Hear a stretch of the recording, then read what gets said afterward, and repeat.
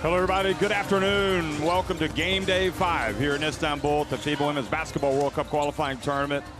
What promises to be an eventful day, an exciting one, starts off with Japan against Argentina, followed by Australia against Canada, and Türkiye against Hungary, wrapping things up. And all you need to know is that Australia have already qualified. They had qualified before they arrived.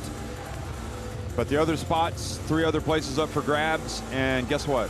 Every single team has a chance going into this final day. Canada and Türkiye right now at 2-2 at second and third, but Hungary also at 2-2, Japan at 1-3, and Argentina 1-3.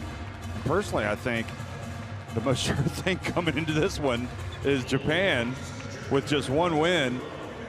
They don't really, they will need Australia to win their last game against Canada.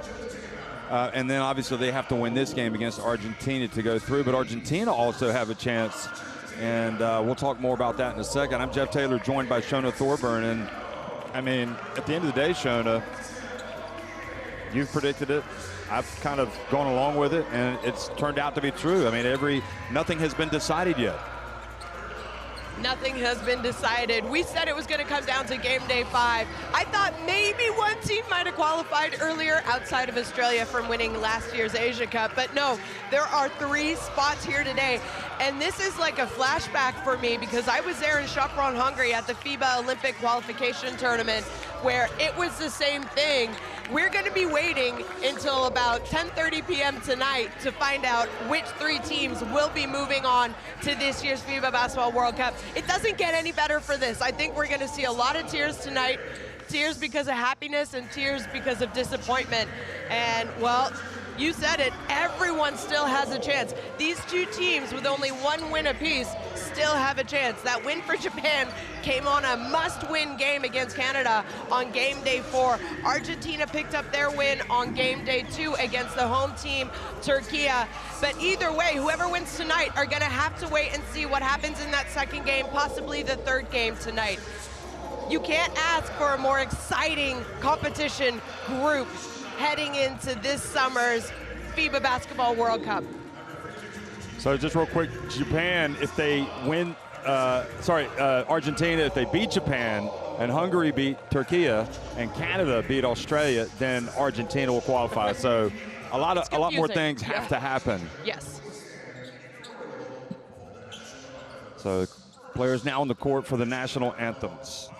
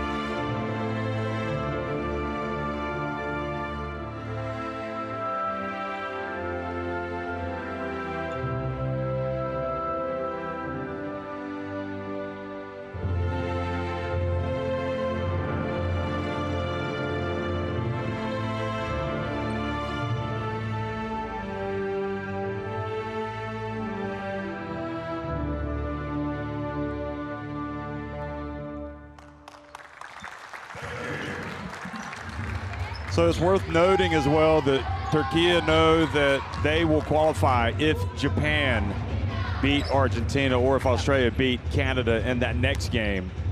And if Japan win this game, then Hungary know they're going to have to beat Türkiye to get in. Yep. And so, yeah, there's some obvious situations here that we'll talk about it throughout the day. But Ariadna Chueca from Spain, Yevgeny Mikheyev from Kazakhstan, and Larissa Salles from Brazil. So Ariadna Chueca, the crew chief. And you know, Jeff, I mean, Japan has always consistently had a very high level of conditioning. And as tournaments goes on, they're kind of at the advantage, in my opinion. So let's see. Well, Agostina Burani, Melissa Greder, she's about as fit as they come, that's for sure. For instance, Chagas, Delfina Saravia, and Victoria Guan in the starting five. Siciliano, Martinez, Raviolo, Cabrera, Mongo, Centinetta, and Macarena D'Urso. But Macarena D'Urso not playing, we don't think, although she warmed up. She did warm up, and she had like a different, it's possible because she does. Taping job. Coach Martinez is hoping she has a different wrapping on her finger injury, so it may be that she does play. I wouldn't expect her to play a lot if she does play. Yeah. She hasn't played since the first day. Maki Takada, Osamu Tokoshiki, Kokoro Tanaka, Aika Hiroshita, and Nanako Toto in the starting five with Kono, Mawuli, Machida. Machida's not going to play today. Asahina, excuse me, all coming off the bench, and Yamamoto as well. I think Yamamoto, one of the bright spots, especially coming off the bench for Coach Corey Gaines.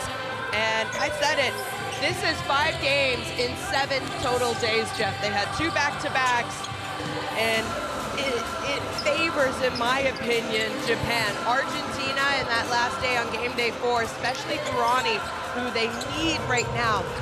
They just look tired. They weren't moving the same. That being said, this is a team that's going to play for 40 minutes. They're going to be aggressive. Other than that game against Canada, Argentina have looked impressively good, in my opinion. It's just, I think they're missing maybe one more key player. They've gotten the most out of what they've got. Yes. They are like, good way to put it. They could have won yesterday. You know, they went to overtime and they lost to Hungary. They actually had that last possession. They didn't execute well on the end of that last play, but even then it would have been tough. But even so, it's a great example of Argentina of if you have the desire, if you have the coaching, if you have the leadership within the team, you can overcome so many obstacles. If you have the experience, you know, Greder, Burani. I was going to say leadership, experience, Greder and Burani, especially Melissa Greder. And then, you know, I think no matter what happens, I wouldn't be surprised if this is the last time we might see a player like Burani. Greder looks like she's as fit as she was back in 2011 when she joined the senior team for Argentina. But, you know, the older you get, the tougher it is going overseas, competing professionally all year round, and then playing for your national team. So it's not an easy job that these women have on every team. I'm not just talking about Argentina. Shona, listen, if Argentina qualify today with 2 wins, and Greder plays well, which I fully expect her to, she's played very well except in one game, the blowout. She's an MVP candidate. Oh, this 100%, tournament. Absolutely. Even they're not even close to competing, to be able to compete here without her. She's been that good. So Melissa Greder has had a legendary performance for Argentina, and I think without a doubt the player that has really stood out for us is Mai Yamamoto from Japan. And what a blessing, or what a something incredible for a country. Every tournament, it seems, Japan just kind of unveils like a new star.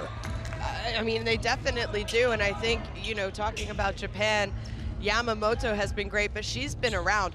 How about Kokoro Tanaka, the young 20-year-old who she's going to be around for a very long time. We're going to be having to memorize her name. I should say stands out more than in the past, but anyway.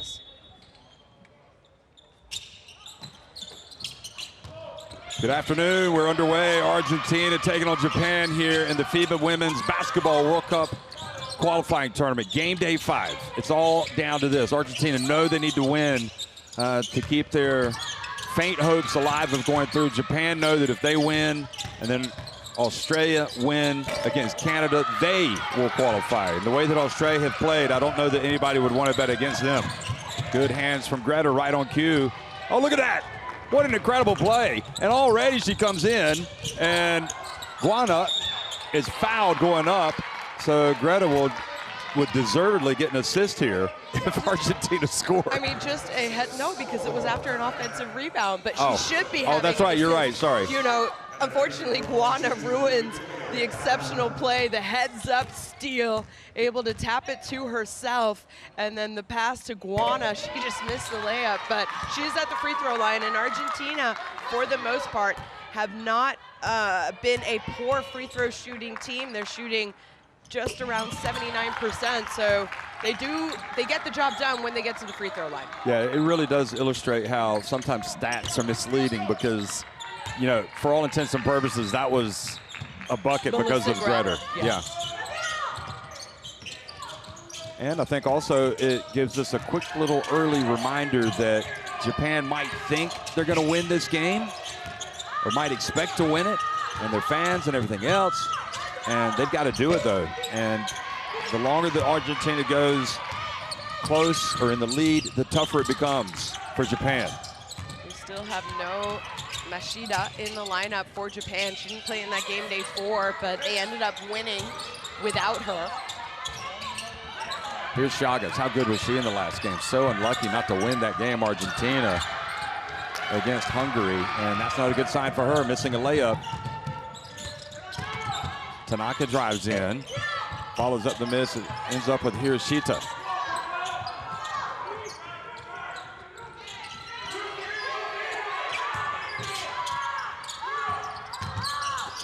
Tanaka, excuse me, wow, yeah, just Tanaka, a play. How? She spun to her left that time and made it.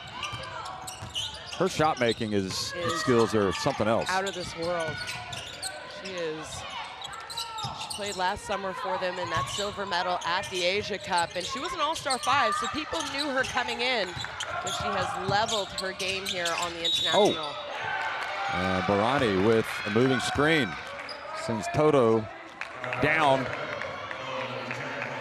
Watch again. I don't know if you saw that, but she kind of slid in there as Toto was turning, and there was no hesitation on that call from the Spanish crew chief.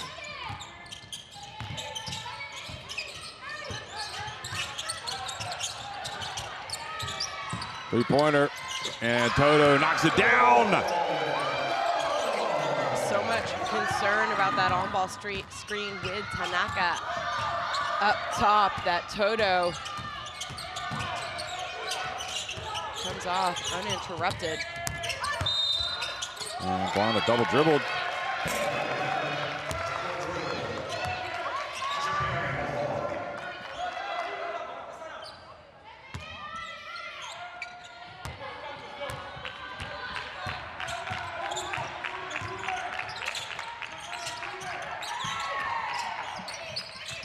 Here's the former captain Takada, karate champion as a youth. Don't want to mess around with her.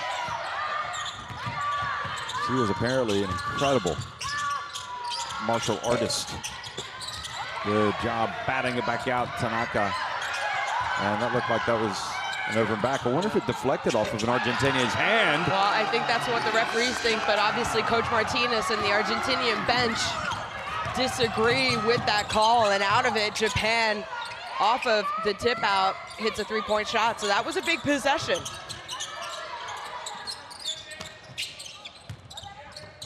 Here's Greta sensing. There's Barani, and concentrates but misses.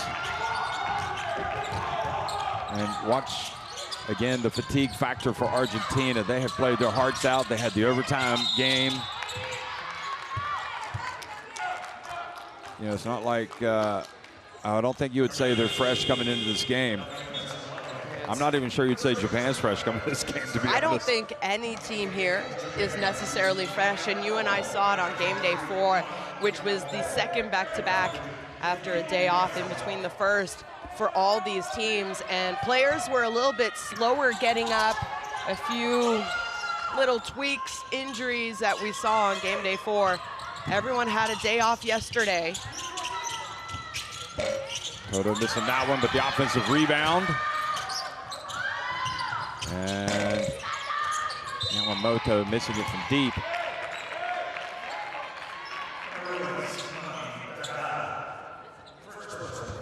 Noriko Kono's played a more important role for Japan in the last couple of games. Yeah. Well, again, I mean, in a tournament like this, 5 games in 7 days, if you can go to your bench, boy, does it help that starting unit to give them a few extra minutes as the game goes on and as the tournament goes on. And especially without Machida. Yeah. But again, Argentina have been in without Macarena. Chagas misses with the left hand. Three-pointer, good! And right on cue, Noriko Kono with the bucket.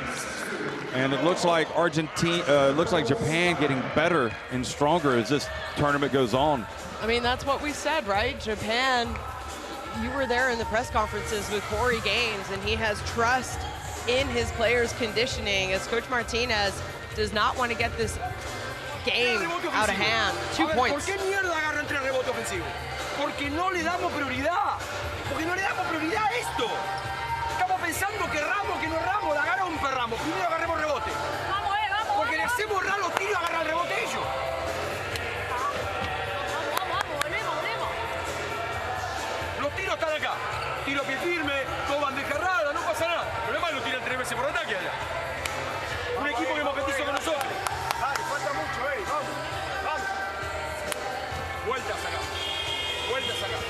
Primero, salida al fondo, a ver qué hay.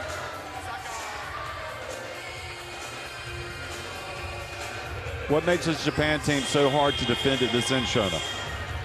It's the speed that the ball gets up the court with, and then everyone is a three-point threat. I mean, that was just easy basketball for them. If you are not back defensively and you are not with your player, and I mean with your player, you have to be side by side. You can't be a couple meters off because they're going to shoot, and the chances are when they're shooting well, which they have started this game shooting well, they're going to make the majority of their outside shots. Where Japan has struggled, oddly enough, has been fourth quarters in this tournament. They figured that out on game day 4. As we've seen this zone out of timeouts and out of free throws, where it's kind of a 3-quarter zone back to a woman-to-woman defense. Good ball movement this time by Argentina. Nice turnaround shot. Jumper over Takada. Guana. I mean, they got the ball up into the front court at the 3-point line in 3 seconds on that. Out of an inbounds on the other end.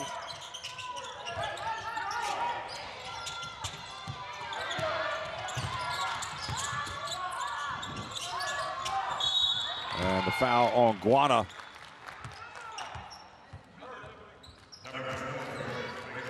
She disagrees, thought she had a lot of ball on that shot attempt, so it's only her first foul. And, well, she had a lot of wrist and forearm as well. So Kono, you mentioned, played very limited minutes for Japan in her first few games, and has definitely only averaging around 10 minutes a game, but like I said, did not play a lot of minutes. I've got a way to get the players from stop complaining, saying they didn't foul. You know what it is? Tell me. So the referee says, okay, you can challenge it. And if you challenge it, and we go and look at it, and you did foul her, then you get 2 fouls. And I think that would stop it altogether.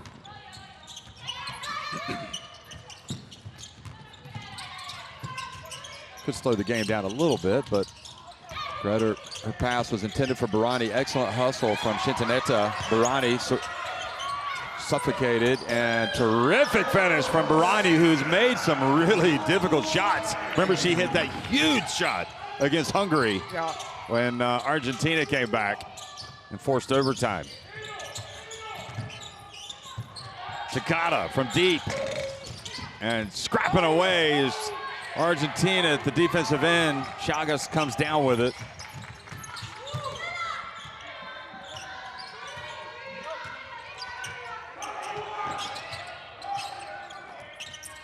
Chagas off the front of the iron. Her first open look, and throughout this tournament, we have seen her knock down those kind of shots. Oh. You mentioned it. She has been big for Argentina in a couple of games. Miyazawa, the captain.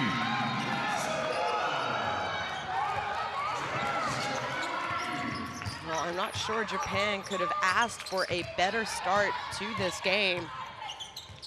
They're currently 4 of 7 from three-point range. Have a 10-point lead, double-digit lead with still 3:20 remaining in the first.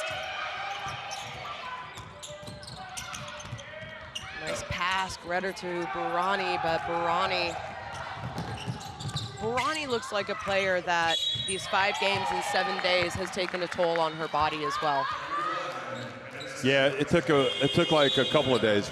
I mean, she looked really tired after a couple of games. I mean, she fought through it on game day 4, where, like you said, they took Hungary into overtime and just did not have enough left in the tank.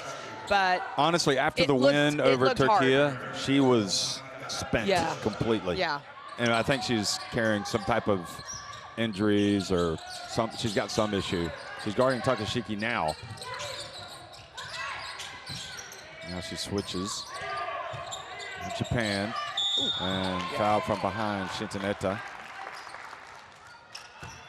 Shintaneta just getting caught there, holding her with her left arm. Remember, Japan, it's not enough just for them to win. They need some help from Australia. They need Australia to beat Canada to go through. And Canada are kind of a mystery team for me. I don't know. I think it all depends on whether or not they're making the shots, to be honest. Well, I mean, they could beat anybody. Same with Argentina. They need to beat Japan, but they need to see what happens in those other games as well. 2 other games. Both these teams, no matter who wins today, but the team that wins is going to be paying close attention to the rest of today's games. But you know whose hands it's in? It's in the basketball gods. It's the basketball and gods only now, they know. yeah. James Naismith. So it doesn't really matter. Yes.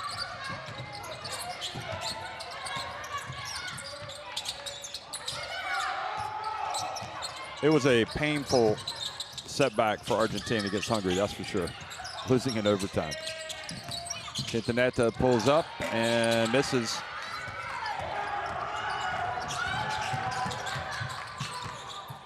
Here's another 3, and here's Shita, knocks it down.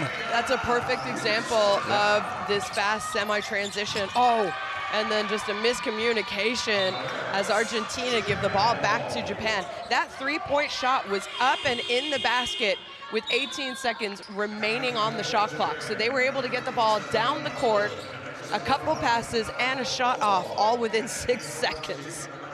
And they've got 4 different players with 3-pointers out of their 5 makes from 8 attempts. So you can't just focus on one. Oli's in the game. There she is. Will she be 3 of 3? And this time Argentina dodged the Hiroshita bullet.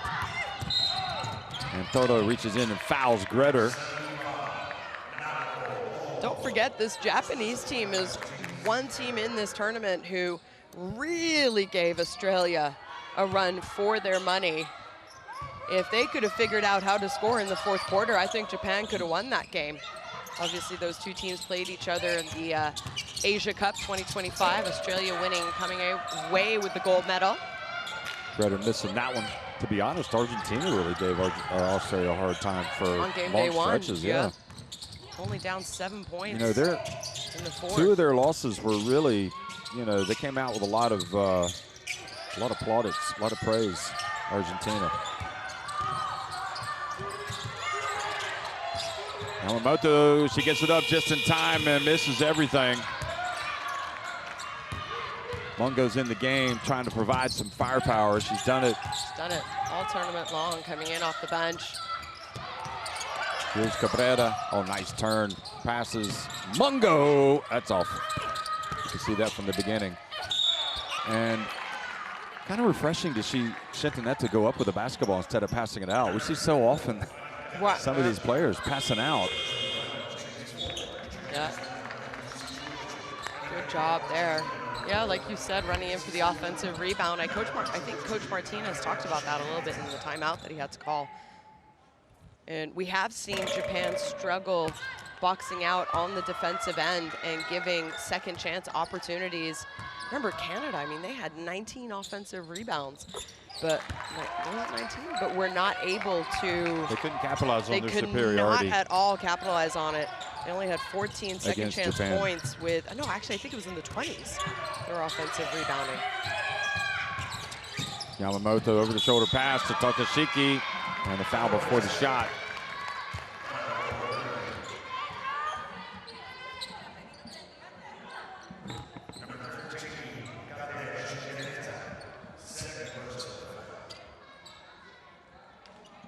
Shown it's March, so crazy things happen. A little bit of madness in March. It does happen. Seen many upsets in March.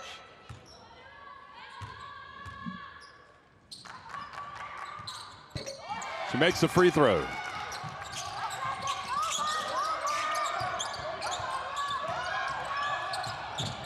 Got to go quick in the final minute here. Siciliano in the game. Better taking a break. 23-7 in favor of Japan. Cabrera backs up, puts it up. Oh. Well, Japan are going to have one last offensive possession. A few seconds more on the game clock, though. And no surprise, they're going to take their time here offensively. And Yamamoto brings a little bit of rain, but it doesn't drop. Got to go quickly. Raviolo looks up the floor, and her pass goes out of bounds.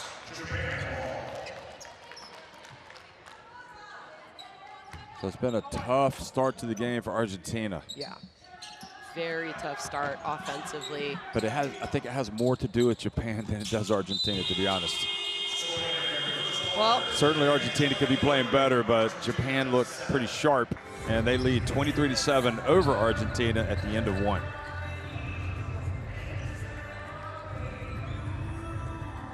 There are the statistics. It's tough to slow down Japan when they're shooting 50%, 5 of 10 from three-point range. Argentina have only attempted 3, but they're only shooting 20% from two-point range.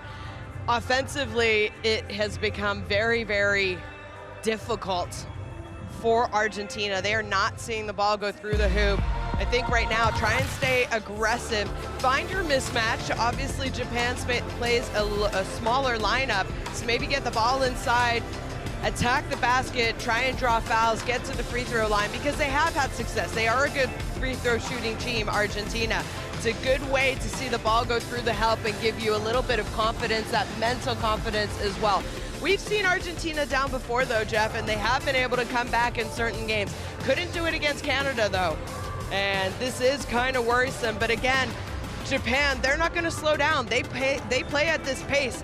If you are not back, or if you put up a turnover, a bad shot, it's very difficult to get back and stop Japan. As we watch these highlights, let's just go back and remember Japan lost their first 3 games. They weren't in crisis, but you know, Coach Gaines decided, I don't know if it was along with the other players, they need to have a team talk. And I'll tell you what they said in just a second. I want you to scan the QR code to get the Courtside 1891 app, or log in via the web to watch live streams and extended highlights of FIBA competitions. So Japan, being one of the best teams in recent years, remember, made the Olympic final in 2021 in Tokyo. You know, won several FIBA Women's Asia Cups. They were finalists last summer. Pulled them aside, Corey Gaines, and he just looked at all of his players and said, you know what, I've got 2 daughters, and he said, I look at you like you're my daughters. I love all of you. And apparently they just all burst into tears. And since that point, a motivation there's a little bit of connection. Like they really connection, yeah. They really trust. You know, not that they didn't trust him, but I think that they just needed, for whatever reason, they needed to hear that. And they've been a different team ever since. Nice shot, Takashiki. You know, this is a team that could, if it does qualify for the World Cup, you know, it could definitely point to the podium.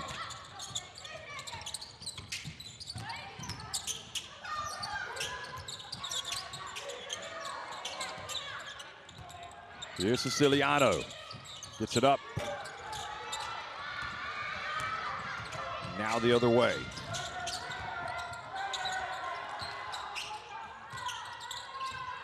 Unfortunately for Japan, is the attack here. Got to remember, you know, it's still not in their hands. They still need help from Australia against Canada, and the foul before the shot. And you know, Canada is one of the best teams in the world. You know, they are seventh in the world. So seventh in the world. So you know, there is no. I think there will be relief from Japan that they were able to turn things around and get a couple wins, but unfortunately, they still need help for them. Unfortunately for them, rather. And I would not think that Canada would want to leave their fate up to somebody else, so they're going to come out and give everything in that next game against Australia. Another foul. Well, 2 possessions offensively now. Japan going inside to Takashiki, the former MVP of a FIBA Asia Cup back in 2013. She was an All-Star 5. WNBA player. A WNBA player. She was an All-Star 5 in 2020 at the FIBA Women's Olympic qualifying tournament in Ostend, Belgium, and missed out on the Olympics with a knee injury. Unfortunately, she would have been on that Olympic team, 100%. Hiroshita does not control it, goes out of bounds, so another chance for Argentina, but they're down by 18 points.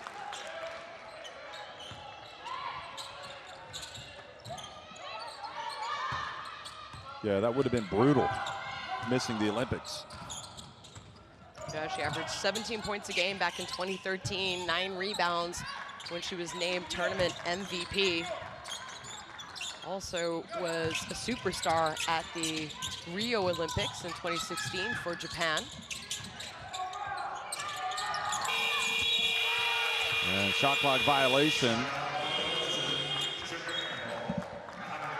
I think it's not just about her missing the Olympics, is she missed the Olympics in her home country.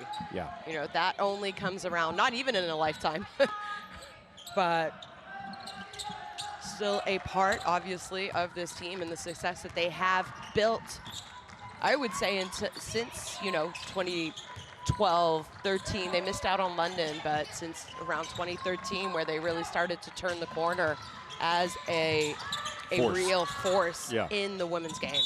Mauli makes a shot and fouled as well by Cabrera.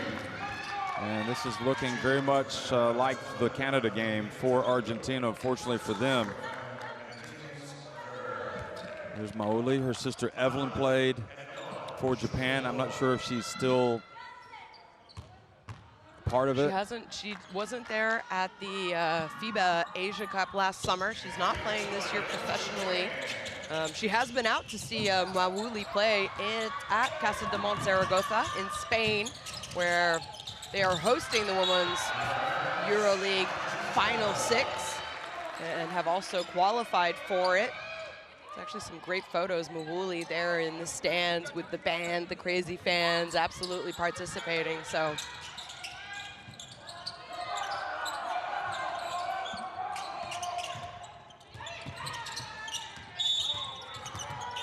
there's a foul by Tanaka.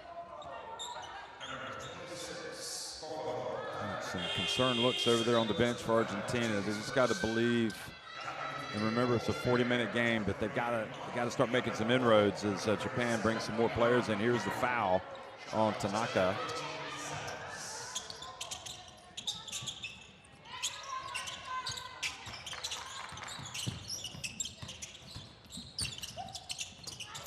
Good hands, Mauli. Yamamoto, bounce pass, Kono puts it up and in. And they do indeed look fresh, and the lead is 23 for Japan.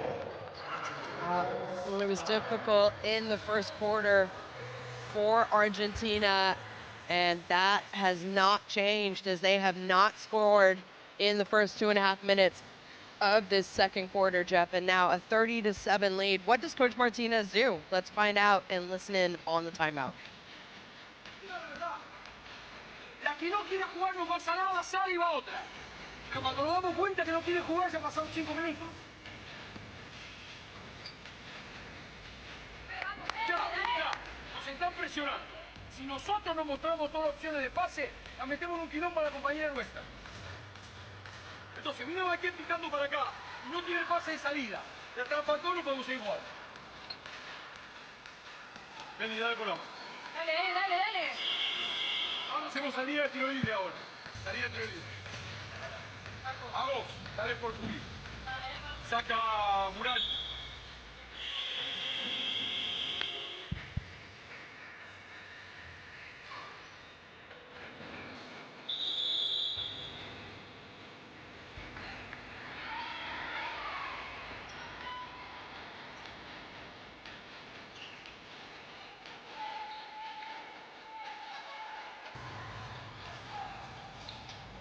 Well, let's see what the veterans, Burani, Melissa Gretter, can get going for Argentina, because boy, do they desperately need them right now.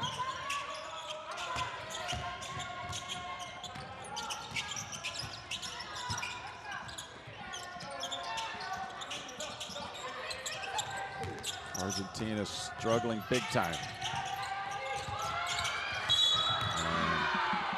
Again, there's a foul, and I guess Türkiye. You know, we talk about players, teams complaining to referees after every call, and you said, well, should we say, yeah, you're given, but then you get 2 fouls if I was correct. A team that never complains is Japan, Jeff. That's right. And unfortunately, with Cabrera missing that one, I think it just makes it feel like it's impossible for Argentina right now.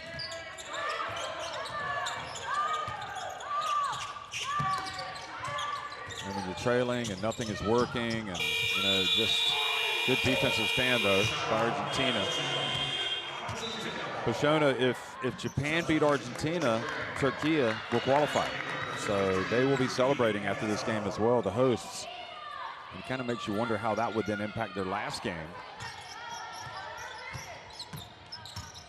against Hungary.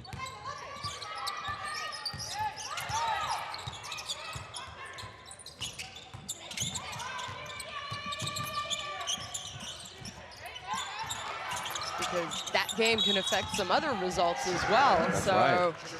Yeah. But don't forget, I mean, yeah, maybe they'll be celebrating. We do know that these games and wins affect the FIBA world ranking, and will also, if you go into a game not even trying to win because you know you've already qualified, it affects your FIBA world ranking, and it also then will affect your draw for the World Cup in Berlin in September. Great defense by Burani. Nice bounce pass. Burani coming in. Finish isn't there. Mauli. Jump ball. Good hustle by Argentina.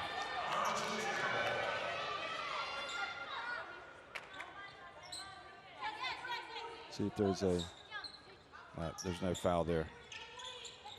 That's a perfect illustration of Burani.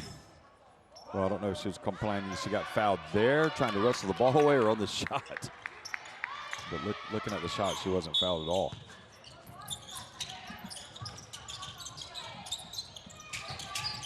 Argentina just can't score. This has been their toughest start to, I think, even tougher now than the Canada game. Oh, good pickup by Cabrera, and good recognition of the shot clock. Yeah, you said it. Great recognition. Shot clock winding down. Cabrera, ball falls into her lap almost. Yabu misses. And again, scrapping away, and it's Cabrera, and a chance to go quickly now for Gretter.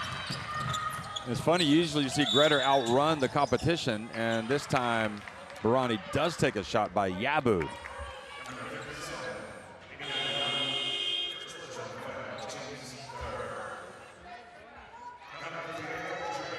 Watch this. Oh, my goodness. Could they review that? Was that, it wasn't? A little theater? I mean, I guess they could review it. They're going to review this. Well, I thought I saw perhaps a little elbow action going there. And because Barani, just running down offensively. Well, let's take a look. We didn't have a great angle, though. they need something like this to happen they do. to work their way. This could be a momentum changer for them. Well, we won't be able to hear them, unfortunately, so let's have a look.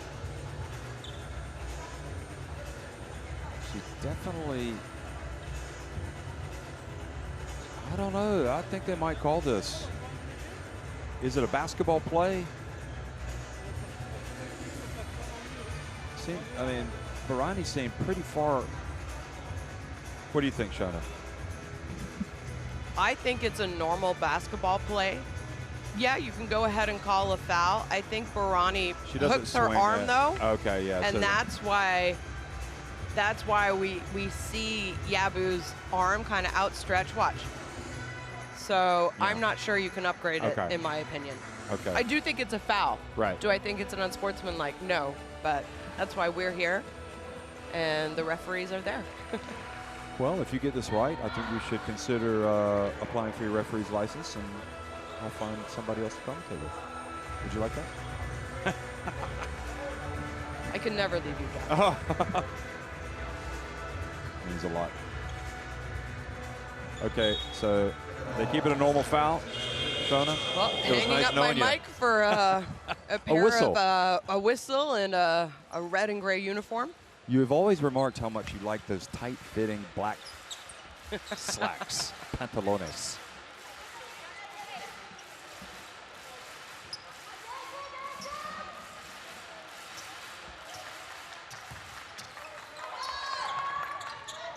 Argentina fans have not given up. Their team down 30-9, but they've had a nice response here, making some plays. Cabrera back outside to Barani. She goes back inside. She goes up. Great touch. Yeah, it was a great job inside out. Cabrera reseals even lower than the first time. And if you're Argentina, you don't have to get it all back at once, but you got to get some stops. Continue to play well at this end. And Flor Martinez trying to steal the ball and fouls Yamamoto. Yeah, I think that's a great point, Jeff. You don't need to get it back all at once. I do think heading into halftime, if you can have it low teens, you're in a pretty good place, especially how slow the first half has gone for you offensively. But Japan now, they have dried up the last few minutes of this second quarter. Toto, Flor Martinez again reaches around and commits the foul. Sarabi's going to come back in for Flor Martinez. Oh, got a lot of ball there, but I just think it's the act of reaching that puts you in danger of having that called. And Czech Republic will certainly be sweating it out right now because Brazil trailing by just 3 points at China in their last game. If Brazil win that one, then it's Brazil that will go through and not Czechia.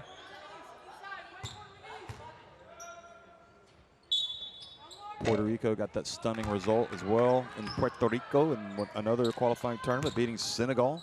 Nobody saw that one coming. And they play New Zealand.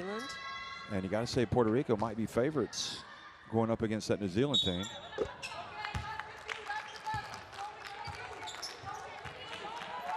Wow. Okay, so 31-11, 20-point lead. Didn't really have any surprises in the French tournament, did we, in Lyon? No, and we already know who is going through. I think some of their games could be interesting tonight, though. A little sloppy from Cabrera, turning it over. It's one thing you can't do when you're trailing is turn it over. Not against Japan, especially. They get up a three and dodge the bullet.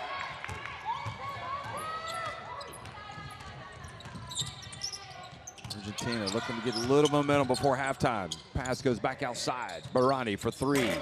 Does not get the friendly roll.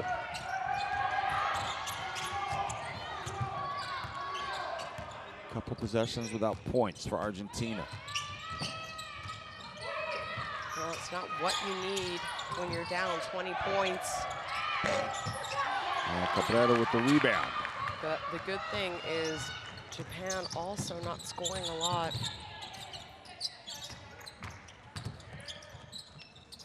It is 8-4, and in this quarter, majority of those 8 points for Japan came in the first 2 minutes as Greta just unusually misses everything, I guess you could say. Yeah.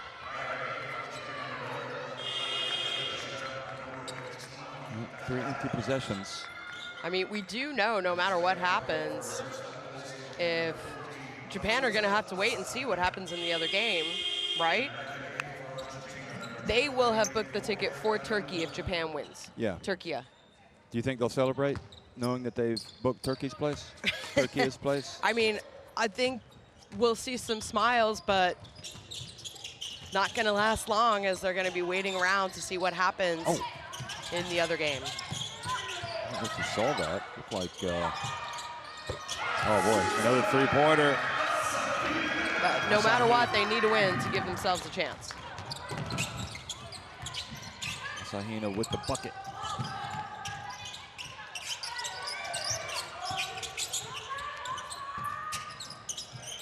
Three-pointer is the answer.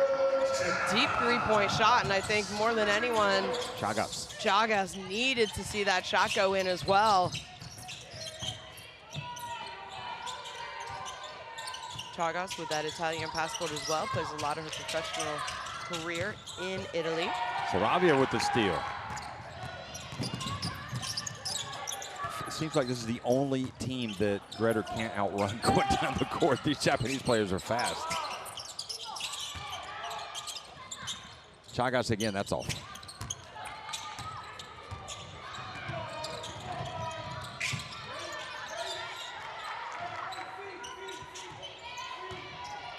Well, Yamamoto has been quiet this game, unusually quiet, only it's still 0 points for her. Nice spin, nice turn, but the shot doesn't go. And Hiroshita is fouled as she goes for the rebound. Barani just in the wrong place at the wrong time. As I think this is 2 players going up for a rebound, and I understand her frustration a little bit there with that call. But no one boxed out Hiroshita though, and when every single offensive possession is so important for you, you start an offensive possession with a defensive rebound.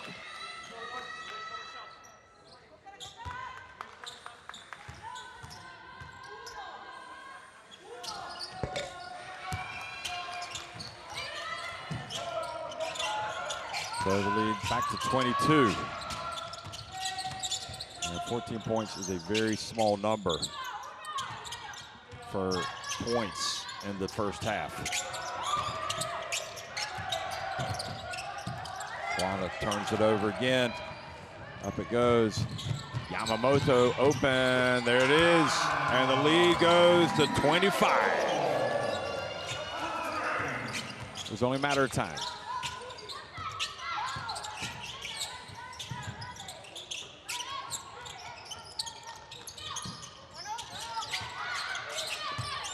Barani back outside. Mungo.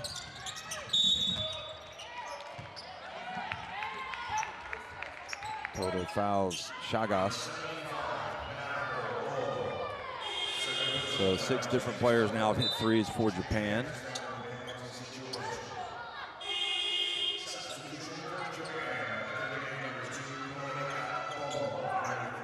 Toto out. Maoli comes in. Takada goes out. Kono back in.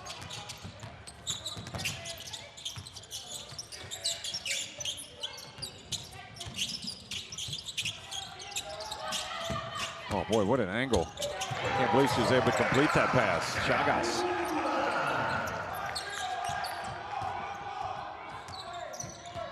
Six for Guana.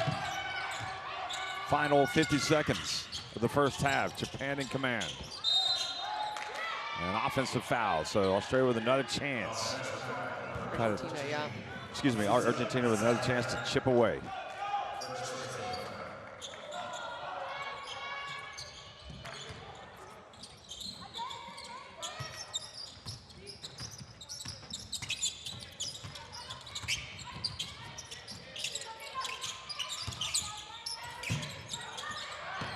Oh, what a save by Gretter. Nice bounce pass from Gretter. Oh my goodness. Guana, who's Another actually layup. been their best offensive threat for Argentina, but you're down. You can't miss easy open shots like that. I mean, it's just, it's impossible. 16 points for Argentina. It's going to be their lowest scoring output For a half. Yeah. for a half in this competition.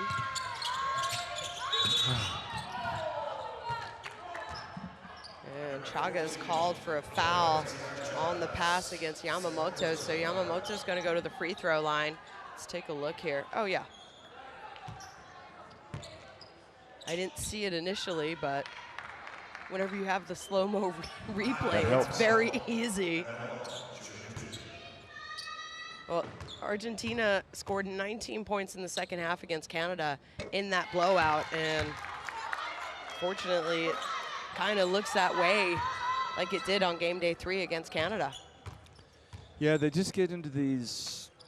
They've had a couple of games where they just have just missed layups. Here's Gretter getting it up from deep. Got it to the backboard, but that was it.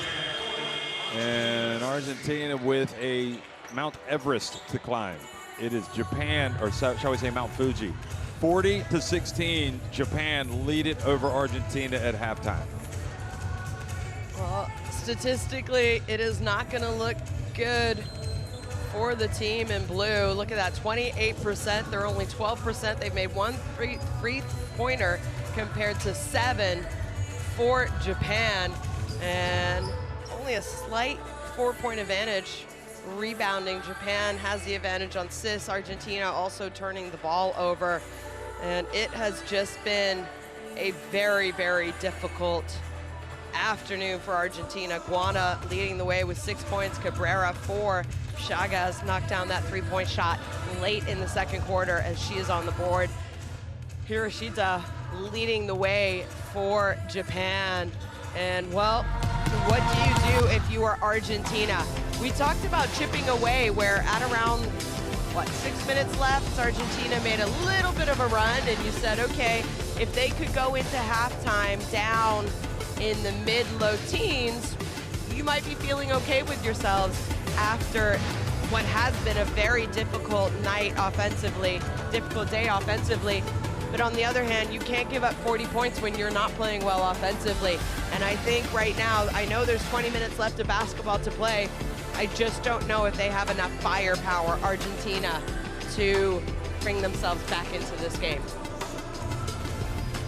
You know, Shona, what I find really interesting, because it's the last day, so Japan beats Argentina. Canada will go up next against Australia. Now, if this tournament goes according to the form that we've seen, Australia the favorites, they win that one, then Canada will need a win by Türkiye. And Türkiye, meanwhile, will qualify already with a win. So it just makes you think about the psychology that, I mean, the desperate, I mean, maybe Türkiye, if they qualify with the Japan win, that would free them up and they would come out and play even better, or maybe they would have less pressure. Could or they relax and maybe not be strong? So just so many ramifications for these games.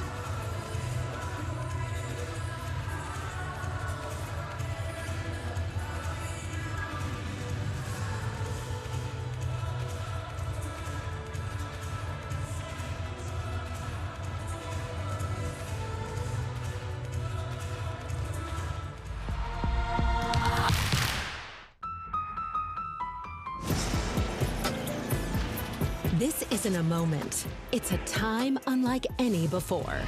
It's not a request, not a maybe, not a someday. This is now. Feel our presence, built on strength and drive. Not rising, we are arriving. Not hoping, but owning. This isn't a moment, it's movement. Constant, relentless. Every cut, every pass, every shot. Earned. Taken. Undeniable. The future, it's already here. Forged in sweat, Ruled by queens. When we move, the whole game shifts. And we're unstoppable in all directions. We own the game.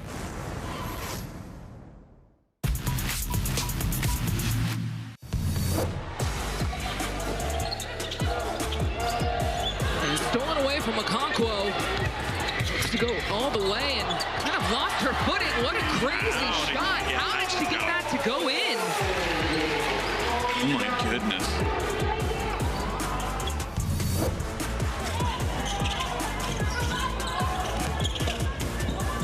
Step back three for Xanda Lassini, and what a bucket from your veteran.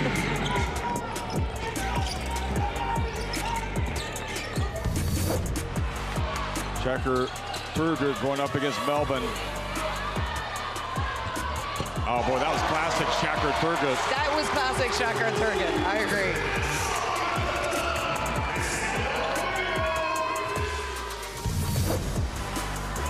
Shayuji will get up the floor quickly here. Foul will send it to the stripe. Went with the left hand. Some sort of finish from Shayuji right on the buzzer and trying to extend the margin. Kicks it out. The extra pass around the horn finally stops at Kelsey Plum, and she puts it in for three, and this team is on fire from three.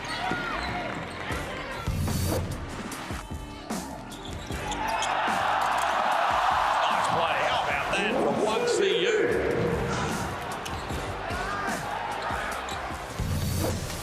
Clock down to 8. They get it to Takash Kish. Takash Kish goes in. She goes under. And she's fouled. The captain has done it. Unbelievable.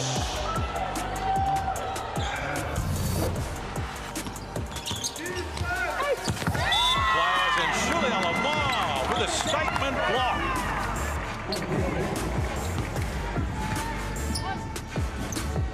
How about that from the starting point guard?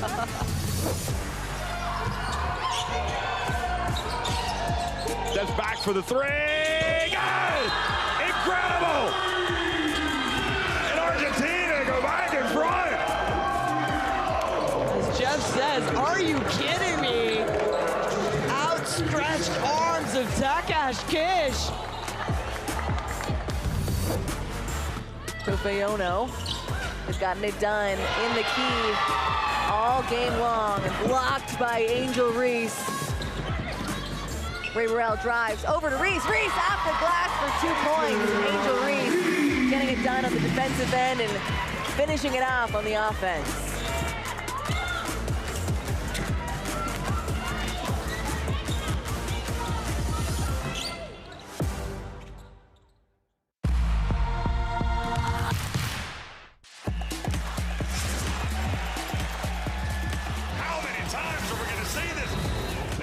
Are you kidding me?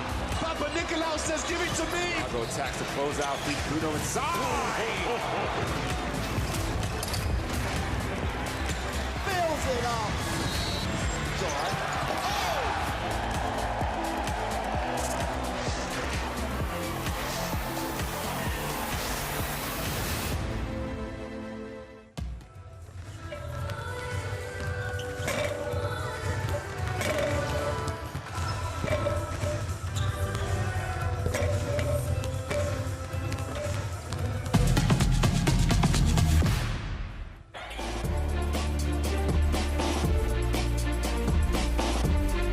Victoria Iguana with 6 points, leading the Argentina attack, which only mustered 16 in the first half. I mean, 6 out of 16 points, great job by Guana, but who's gonna join her in figuring out how to score, because they can't only rely on her. And, well, I mean, Greta, you said it during the first half, Jeff. You said this might be the only team that Greta is not quicker against. And maybe that's a reason we have not seen her score yet. 0 points. She's not a score-first point guard. She's a point guard who wants to get her team into the systems. She's looking to create. She's looking to find her teammates, get her teammates open, and have them score. But at some point, she needs to take over offensively some of the responsibility, because I say that because she is also talented enough to do that. Japan, on the other hand, well, we have a few players that we could have gone with, but Hiroshita, the 8 points in the first half. You mentioned it, Jeff, the number of Japanese players who have already knocked down a three-pointer, and they are 7 of 15 from three-point lands after the second quarter, and you have 6 Japanese players with at least 1 three-pointer. I mean, that's just, how do you stop that? And, you know, you asked me what's difficult to defend against this Japanese team. Well, it's the fact that they can take a ball out in the backcourt, get down after a couple passes on the other side, and score within 6 seconds.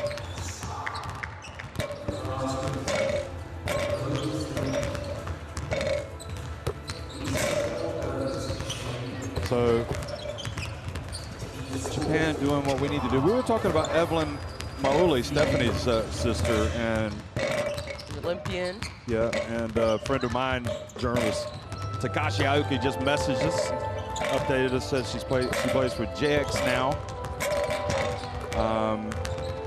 and contributed to the Empress Cup. I mean, Evelyn Mauli, she's a little bit older as well, right? Maybe she needed a little bit of time off away from the national team. And but honestly, I don't know who I would take out of this team. I'm not sure I could take anybody out of this team. Oh yeah, Japan, you mean? Yeah. Whose spot would she be? If there's somebody that's trying to get into this team, I mean, that's a tricky one.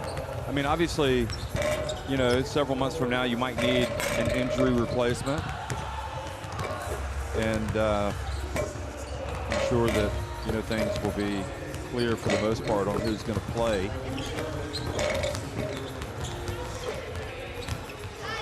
But again, they need some help. They need to win today, and then they need Australia to beat Canada. You know, and you and I were talking about the possibility of Canada, first of all, not wanting to leave their fate in the hands of Türkiye beating Hungary, because if Hungary win that game, they qualify. Yep. Whereas Türkiye will have already qualified if Japan win this game. So ironically, Japan might do Türkiye a favor, and then Türkiye would not do Japan a favor. So yeah, I think it's imperative that, I mean, obviously if you're Japan, you just got to do what you can do. But, you know, and if you're Canada, you have to do what you got to do, like you said. I mean, you can't rely on other teams. That's what it comes down to. But then Japan will be hoping that Australia doesn't miss a beat and wins, because if they don't, then they won't go to the World Cup. So it's all very interesting. And before you think, oh, what, you know, that's just too bad they haven't qualified, they deserved it. Well, not really, because they could have, all of them could have won one more game. The teams that do not qualify will have had probably a couple of really good chances where they could have taken care of their own business and not put themselves in danger. And it's not to be harsh on them, but that's just the reality, you know? Yeah. Had Argentina, for example, won yesterday in overtime, or won at the end of regulation against Hungary, you know, they'd be sitting pretty right now. Right. And ditto had Canada beat Japan.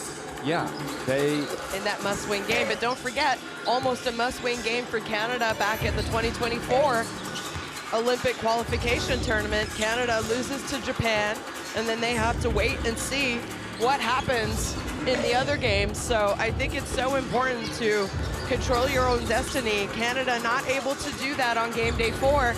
now they need to beat the #2 team in the world to control their own destiny.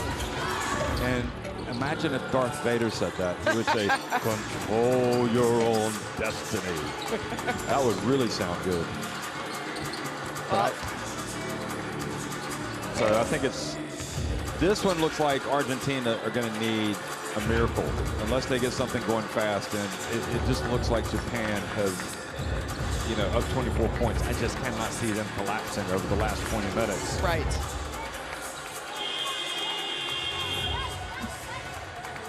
But yeah, certainly a day of intrigue.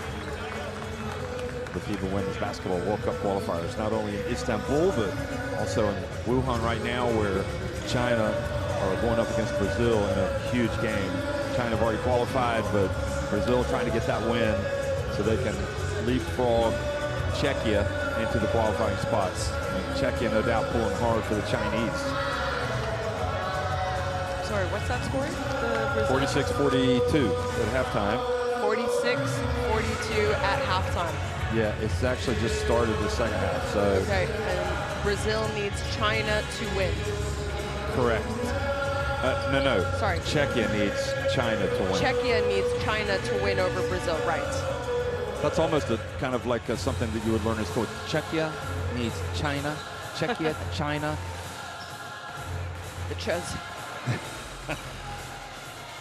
Scan the QR code to get courtside 1891 app, or log in via the web to watch live streams and extended highlights of FIBA competitions.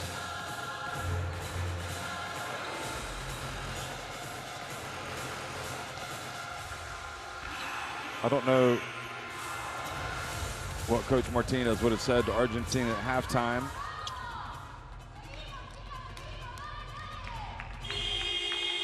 I mean, as a coach, the leader, you need to change something up, and you need to give them a little bit of belief. Second half action is underway. Japan with that opening possession and now attacking the basket to the left on your screen. It's the explosive youngster, Kokoro Tanaka, who it was revealed hit her coach, Corey, in the face with a pie. Who had the ball there. Now Mungo. The Japan press conferences are very revealing. Here's Mungo. Knocks down the three. That's a good sign. Well, this is what Coach Martinez has done. I asked, what's he going to do? He puts Mungo into the starting lineup to start this third quarter, and look what she does. Her first offensive possession knocks down a three-point shot. And that would have been a mistake by Japan, because if there's one three-point shooter that should not be open, it's her for Argentina. Tanaka, meanwhile, misses. And can Argentina string together a few possessions to give themselves some hope here on the offensive end? Chagas, Mungo just hit one. Can they get her open for another one? Tanaka sticking with her this time. Nope, she gets open. She puts it up. She's got it. Well, 0 points at half for Mungo. And look at that. Already a 6-point swing in favor of Argentina, and that's exactly what they needed. she's already equaled the first half's leading score in a minute. 6 points. And Burani with the foul on Takashiki. 18-point deficit for Argentina. They have to feel good that they've started well.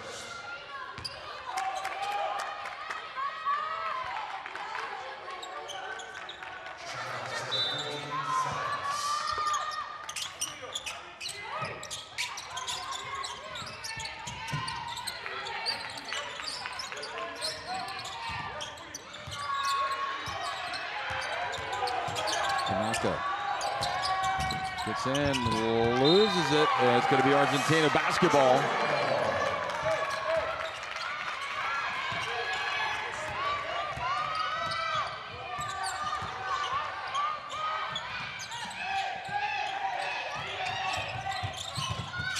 Oh, Greta incredibly had it stolen by Toto. I don't think she could believe it. And that's another illustration that the Japanese do to Greta what she usually does to other teams. And just a little bit of irony there, and it's the strength of this Argentina team has been Greder. It has been Greder, yeah. And the Japanese quickness has kind of negated that today. Slowed her down, I guess you could say. I mean, they literally just picked her pocket, and now a turnover by Chagas.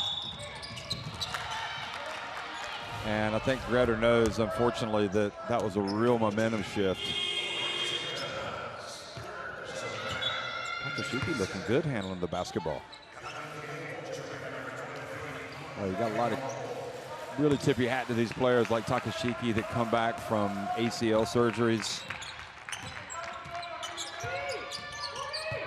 You know, so many athletes have, you go through injuries. If you don't, you're very lucky. Right. Here's a three-point shot. Here's Sheehan, knocks it down.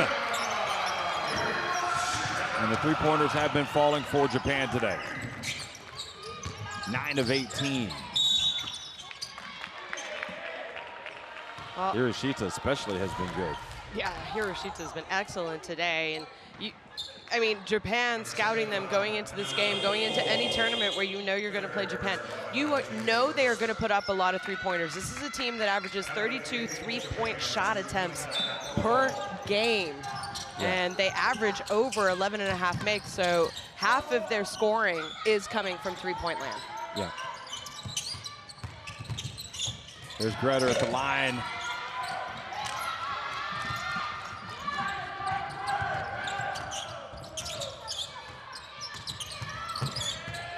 Yamamoto gets it back. She's wide open. She's got it. The Japanese Mamacita finally on the board. Yamamoto, her first three-point bucket. She has been an all-star player for me as well. I think if Japan wins, even though she's had a slower night today, we don't know what's going to happen in the second half because she can score very quickly, but she has been their go-to player. 15 points a game coming off of the bench for Japan in this tournament. Well, she's had a good game. 7 points, 4 assists, 3 rebounds. Pretty sure she's going to finish with a nice number.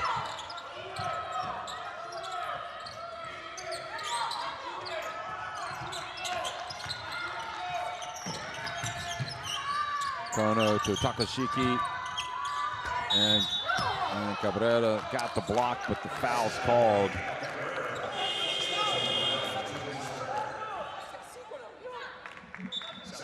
Showing it, interesting seeing Pokey Chapman's coaching Brazil. Yeah. I remember used to see her quite a bit when she was coaching Spartak Moscow region back in the day for the EuroLeague women. Chicago. European team. She coached Chicago. Assistant coach in Seattle for a long time. LSU, obviously. She coached Slovakia's national team. Yes, that's what it was. Takashiki makes the first. And I know that when she coached them, that was a lot of fun, brought a lot of energy. It's great to see her back coaching a national team. I'm not sure Brazil's going to do it. Trailing China by 12.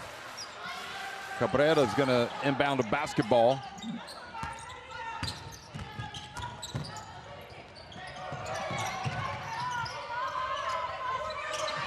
Well, Japan falling into a 3-2 zone on this possession after the free throws. We've seen them go into zone and then into man-to-man and almost coming up with the steal. Good play by Greder. And takes a tough shot to left hand.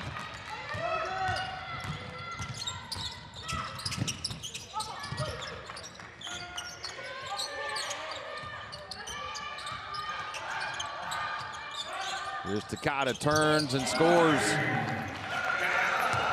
I do think between these two teams, we talked about it before the game, who does it benefit more? It doesn't really benefit anyone, but 5 games in 7 days, I think, is easier.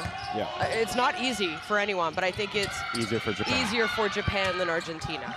Yeah, they're a team that looks like they could run marathons. Yeah.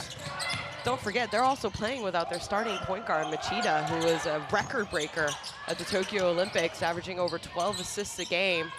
And she was, all-star And I think it's kind of opened the door up a little bit for Yamamoto to shine a little more. And that is a three. Yeah, and Tanaka. Yeah, Tanaka, sorry. Marika Kono with the three, and Japan are just rolling right now. 56-22, 11 of 20 from three-point range. Argentina did a good job. 6-0 run to start the quarter, and since then, they have not scored.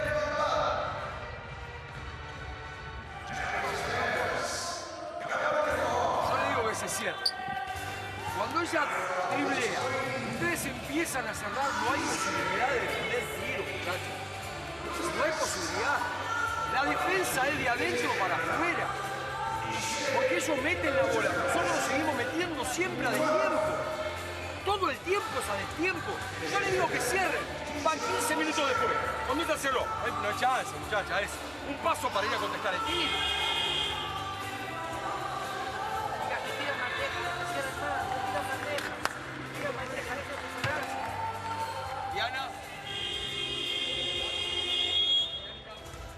Well, you're looking back at some of the highlights, and as we reflect on what this tournament has been for Argentina, remember they started with Australia and really gave them fits through three quarters, and then, well, certainly through 25 minutes before Australia powered away for a win. In fact, I think they were down by 7 in the fourth quarter.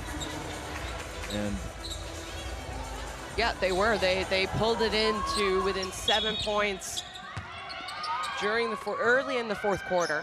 And then they beat Türkiye 59-55. Yeah. So that's when they're like, oh, well, this team might do it. They have not scored only 16 points in an entire half. That's the issue. Even against Canada in the blowout, they had more points each quarter. Greta really frustrated. Just nothing falling for her today. You're right. I mean, Canada was a nightmare for them. And for Argentina, you know, the real opportunity, unfortunately for them, came yesterday, and they had a chance to win at the end of regulation. They did not, and then they lost in overtime, even though they took the lead to Hungary. And today, unfortunately, their form is more similar to that form that they had against Canada. So I think when you look back on Argentina, it's been quite a memorable qualifying tournament. And I think that, you know, they got nothing to be ashamed of for what they've done. I mean, they've had some challenge, you know, they've got some obvious deficiencies, but they have played hard. Yeah.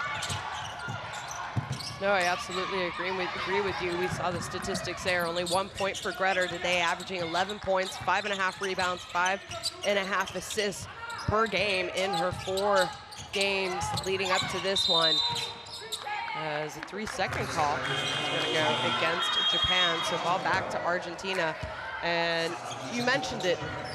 I do think before this tournament, the experts might not have picked Argentina even winning a game. We do know on the power rankings, they were actually last. I certainly had my doubts that they would win a game. Right, and they have, and I think they have proven a lot of people wrong.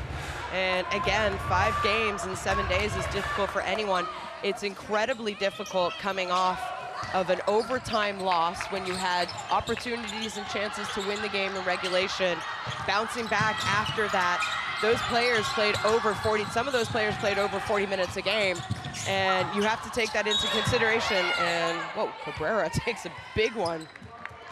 Big fall from a foul from behind. So you know, you look at the big picture, and I guess it's easy for you and I to say this as commentators, our heart and soul are not being left out on the court like these Argentinian players play with, but they do have a lot of positives to take away from this tournament, assuming that they don't pull off an incredible comeback win against Japan today.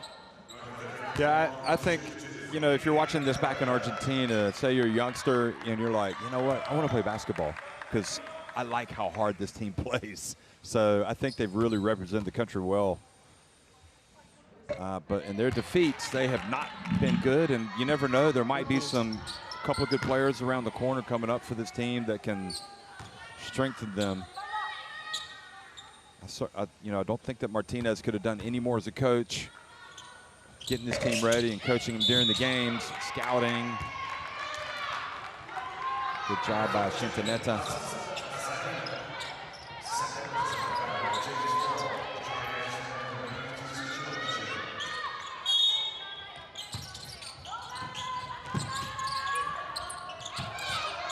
But again, Türkiye will be celebrating right now because they know what this win means, that they will clinch their place. Celebrating at the hotel as they play in tonight's game at 8:30, but that game still has a lot of ramifications and is important to other teams. So, i.e. Canada. I.e. potentially. Canada, yeah, it will be very. Unless Canada beat Australia. Let's bounce pass to Miyazawa. Yabba Dabba-Doo for three. We've been waiting to say that. Last game day. Well, everyone from Japan contributing in this scoring outburst that we are seeing by them. Fred Flintstone certainly celebrating after that one. Here goes a miss. Quintanetta giving the effort. Cabrera scrapping, and Yamamoto and Greder gets on the court, and Yamamoto gets on the court. And that's your star player right there, Yamamoto, getting down on the ground, getting after it just like Greder. Look at this. Scrapping. Greder beating her to it, but Yamamoto not giving up. And Raviolo.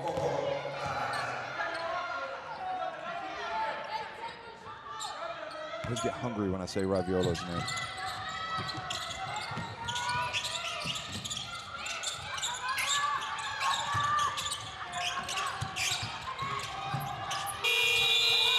Siciliano doesn't get it off in time. Do you think that there's any way, I'm really curious, Shona, what you think about this. And when they're having so much success, Japan, under Tom Hovass, and obviously Corey Gaines was with the team as well, and their style is so different, why? I mean, why wouldn't this be kind of a blueprint for some other national team programs to look at them, whether they're in Asia, Africa, or, you know, why can't it be duplicated? Is it just because of it's ingrained in the way they play in Japan? I guess Korea might also have a similar way of playing, maybe. Yeah, but I also think it's a lot of the culture as well in Japan. You know, I think they're the kind of players who there's, you know, whatever is asked to do, practices, games, preparation, they do it with no complaints. And do you know what Corey Gaines said about his team? He says they clean the gym after practice. The players, they clean the gym. That's just ingrained in their culture. That is what they know. And it's a sign of respect. And this Japanese team is one of the most respectful teams in the women's game. In a lot of sports, it's normally the Japanese team. And you see that at all major events as well. As we're going to an official review. Oh, was that an unsportsmanlike on Siciliano? Might be. Is she making a play on the ball here? And I think this will be an unsportsmanlike. Watch. Yeah, it was also a two-arm grab. And the Japan player does not have a reaction. Does not have a reaction. No. Azusa Asahina. Well, everyone for Japan who is playing today has at least scored 2 points or more for them. So one of the best offensive outputs for Japan in this tournament. The only player who hasn't scored is Mashida, who is there cheering on her team. By the way, this is 100% going to be an unsportsmanlike. 100%. That's a dangerous play, isn't it? Yeah, if the player has shoulder issues, definitely. I mean, you almost wonder if this could be an act of violence. Yeah. Okay, so it is an unsportsmanlike. That might just be a little bit. Wait a minute. Oh, I thought they might be act of violence, but no. Okay. A little bit of frustration as well coming from Siciliano.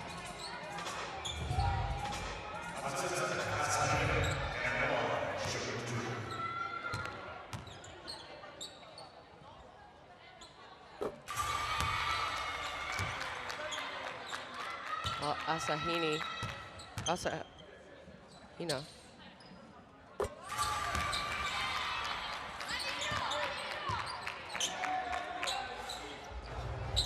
So 61-23. Suspected Japan might come out today and put up a big number like this and win pretty decisively. And the pass goes down.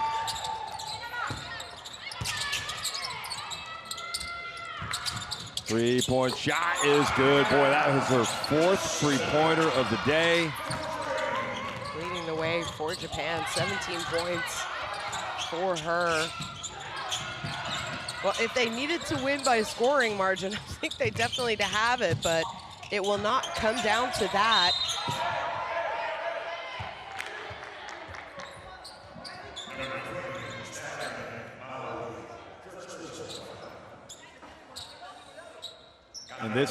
And this win, I mean, effectively, I think even you look back now, if they'd won that game against Hungary, that would not have been enough for them. So right. I think this probably would have, this gap would have probably undermined Argentina as well, even if they had won yesterday.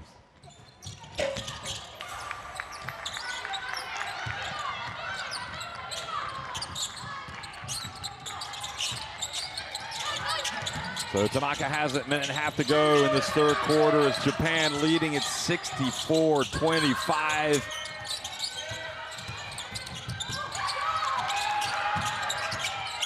Tanaka drifts in.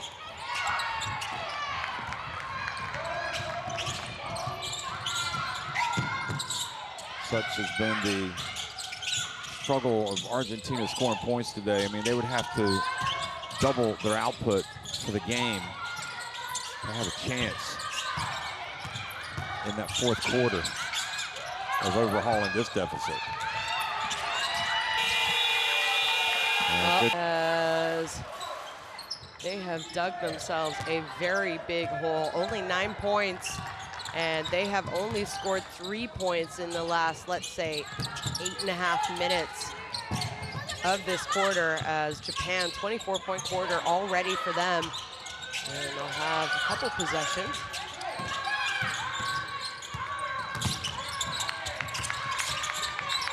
Mauli from deep, another three.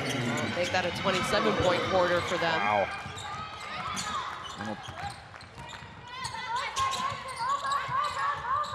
Seems like everybody's making threes today for the Japanese. Nice play, Raviolo.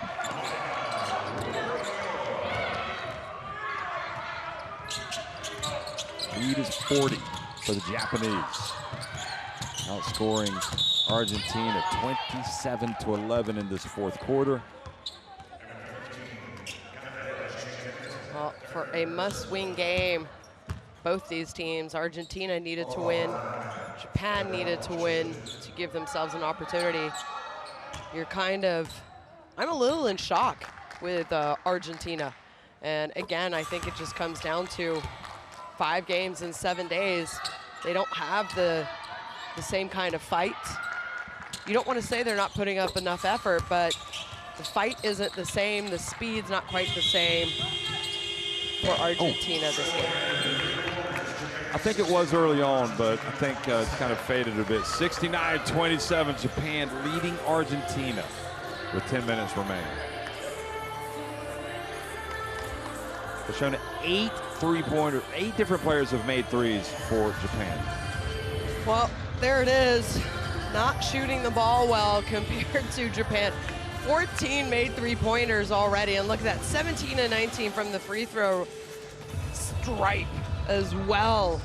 And everyone has participated as far as scoring goes for Japan. So, I mean, what do you do if you're Argentina? You play with pride right now. You play for your teammates and the name that you have across your chest. There's 10 more minutes, but gosh, you just have to imagine that they want that 10 minutes to go as fast as possible, because I think there's miracles in sport. Do I think a 42-point 10-minute quarter is possible? No. Not for any team, to be honest. No. unless they're playing 5-on-0. So it looks like Japan are going to win this game, and then they are going to have to wait to see what happens in the other games. And, well, you said it, Japan, Türkiye are going to be thanking the Japanese with some gifts in the hotel when they get back. A little bit of baklava? Yeah, a little bit of baklava. Turkish delight.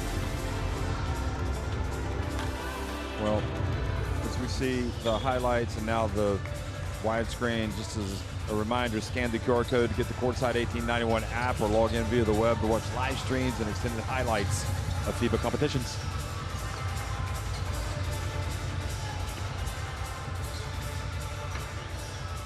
Argentina comes to this tournament and needs to play at their very best, really, to have a chance. And I would have said, what was it?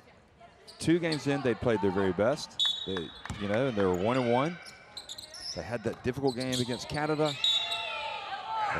Then they beat Hungary. Maybe that could have injected them with a little bit of confidence.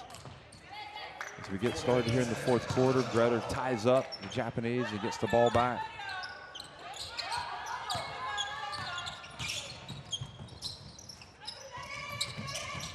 And now, you know, it all depends for Japan on how Australia come out and play today. Well, your first possession to start the 4th quarter, and you give up another shot clock violation.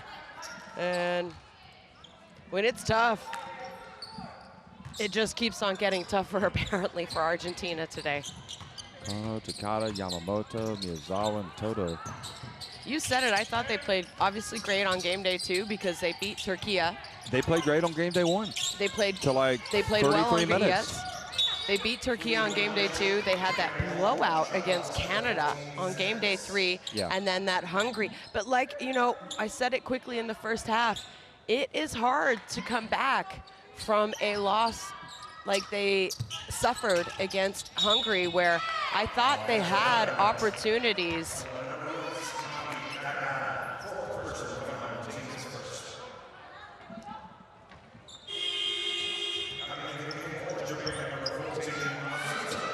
I think they were definitely the dark horse.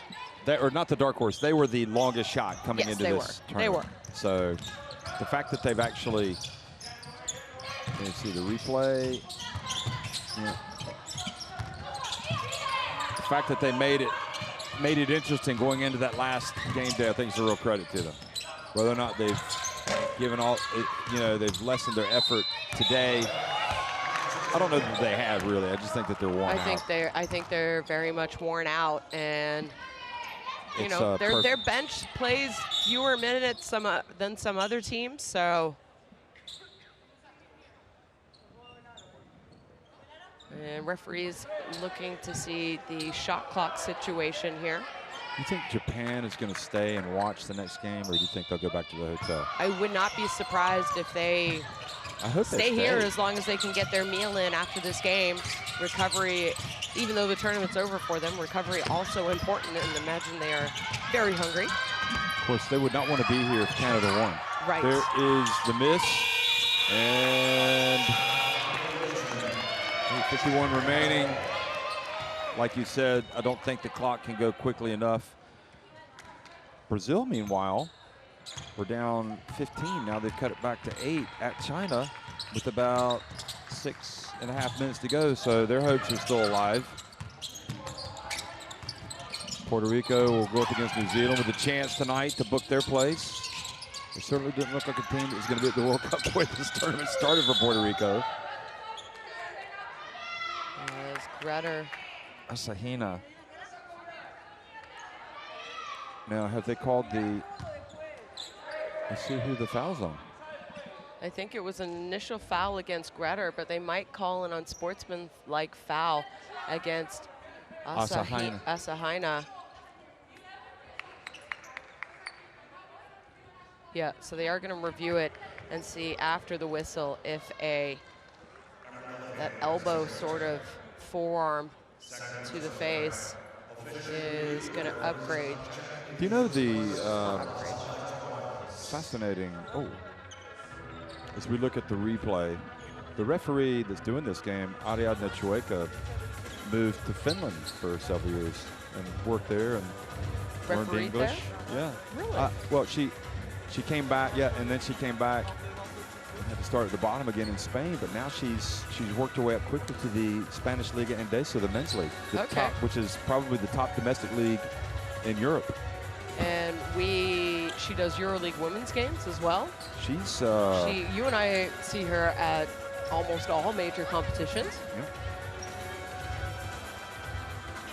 And she is typically also, you know, one of those referees who will be refereeing on the final day as well, which is a credit to how good she is. Okay, watch this again. Okay, no, that's it. So let's just wait for the ruling.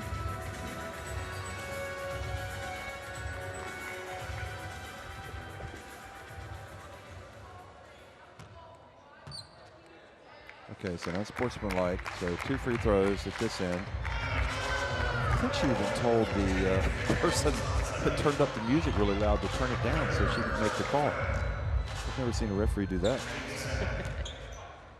She needs to speak. Here's Gretter. So Gretter takes one for the team, but it's been that kind of day. It really has.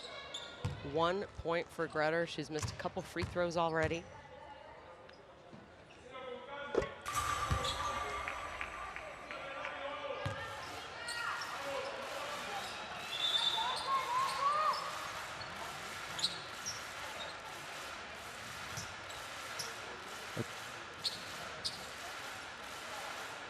Okay, so just to clarify, let's see. So they did, you're right, they did call the foul on Gretter. Yeah, and then but they weren't over the bonus. Unsportsmanlike. And then the unsportsmanlike on Sahina. That's really unusual scenario, isn't it?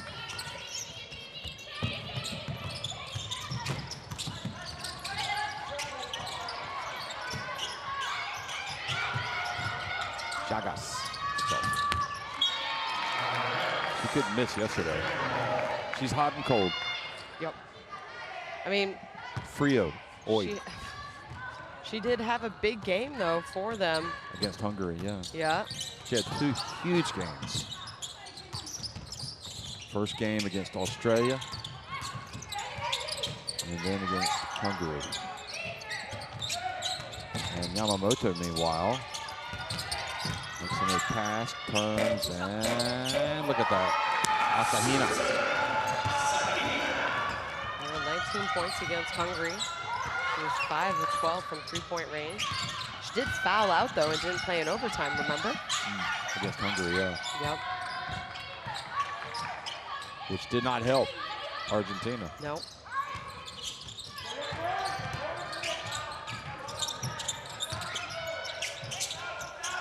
Oh boy, Fabiolo bringing a little bit of extra sauce on that attempt.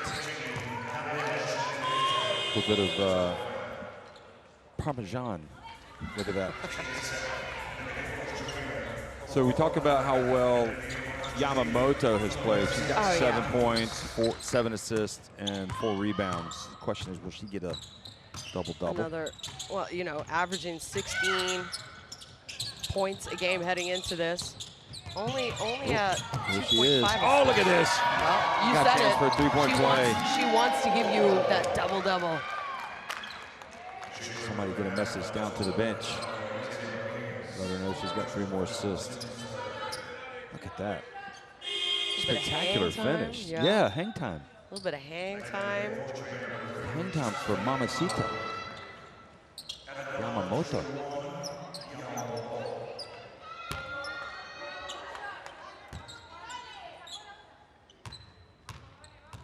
Maoli back in the game.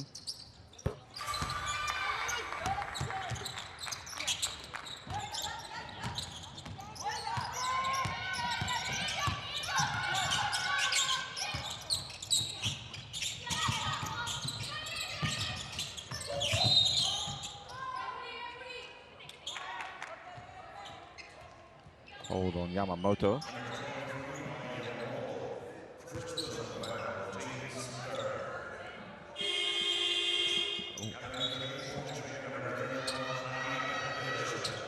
Well, she goes out, so that's not going to help her chances to get it to the I think her double-double. Well, there's still 7 minutes left. I was going to say maybe her day at the office could be done. But plenty of time left.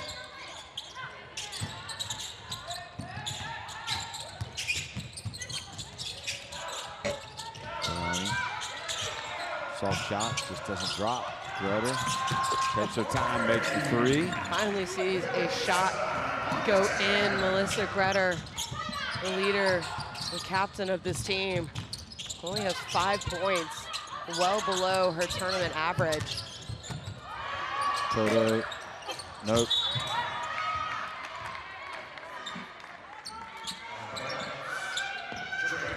Well, the Japanese fans are loving it. The bench is loving it. And a fight for the rebound. It's going to stay Japanese ball on the baseline. And there, you have to know. Oh, man, she fouls her. Wow. Shot almost goes in. Toto almost with a 4-point play. Not even Mamacita Yamamoto can do that. So, Toto's been a really nice surprise at this tournament.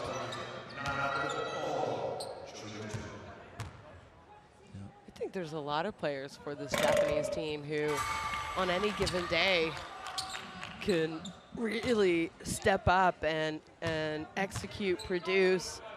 Kono, obviously, one of those that we saw on game day 4, which was a must-win. Today is a must-win. So Japanese have had back-to-back must-win games, and well, they've been able to accomplish that.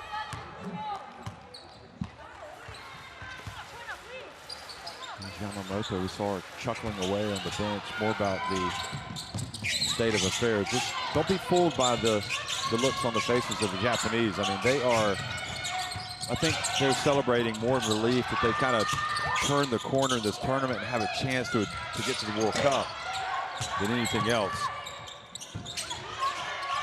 But it is not a done deal yet, and Canada might spoil their plans. There's Barani. Finally gets one to go. Barani as well.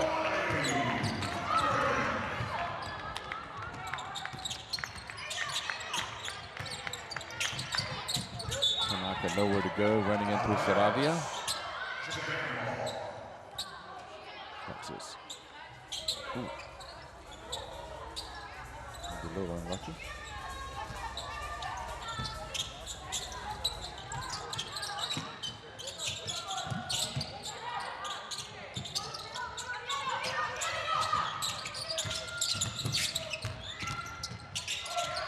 Toto, nice footwork.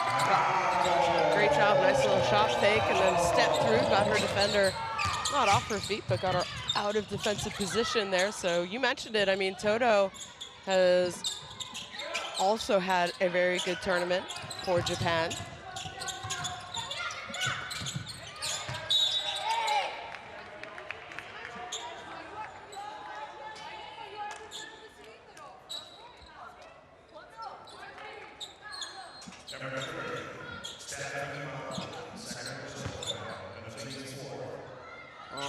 Mawuli disagreeing, a little frustrated, defending Ronnie. Unusual she's called for a foul. Yep. Don't forget those two players play against each other in the Spanish league as well. Nice. Mongo has it. Yeah, well, we're talking about Toto. So she came in playing almost 17 minutes a game, shooting 60, interestingly, 60% from deep, but just, no, 60% inside the arc, 22.2% from deep.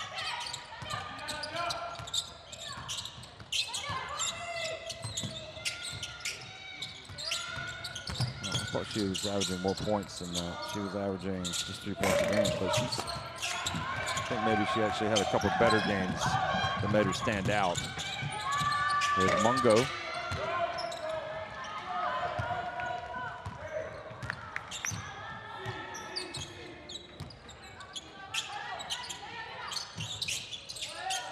So scrambling away here in what normally would be described as winning time, but this thing was decided a long time ago, 79-34.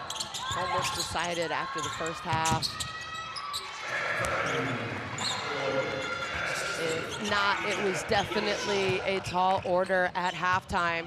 Argentina only scoring 16 points heading into the locker room at a halftime.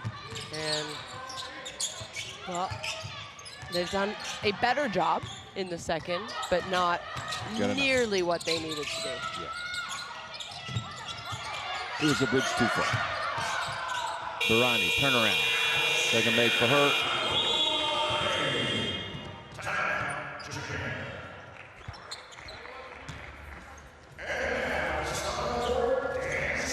So a timeout, 3:35 remaining. Dance cam's going to be on the overhead, showing if you want to be alert, it might find you.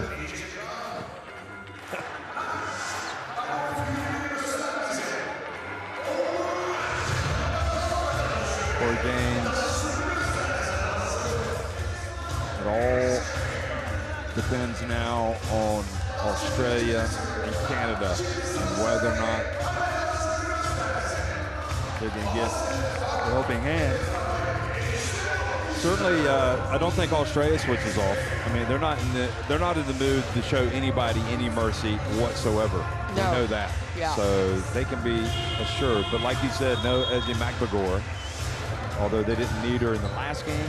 But you talk about switching off. I don't think, you know, we have talked about it all tournament long. Coach Frondello, her staff, her players, you know, they have limited training time together before the FIBA Basketball World Cup with, you know, a good handful of their players playing in the WNBA, Coach Frondello coaching in the WNBA. So their training camps, if they do have some, and I'm sure they will, are going to be without a few of their stars, let's say.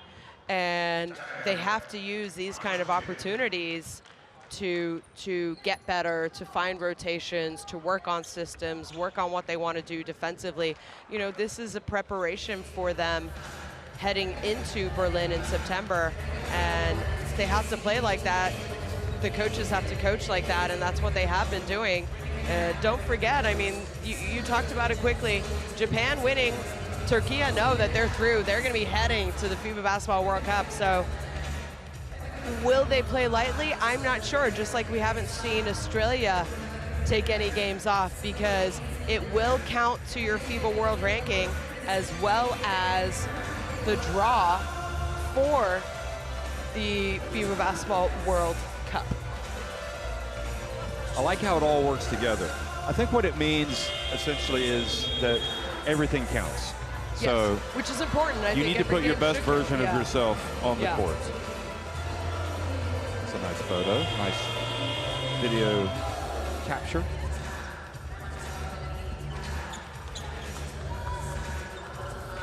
That was rest cam. That was rest cam? Yes. Not dance cam? No.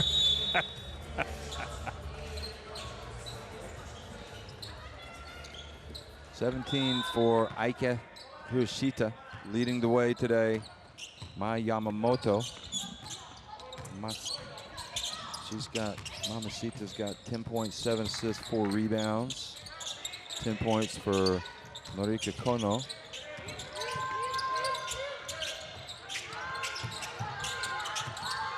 Here's Hiroshita.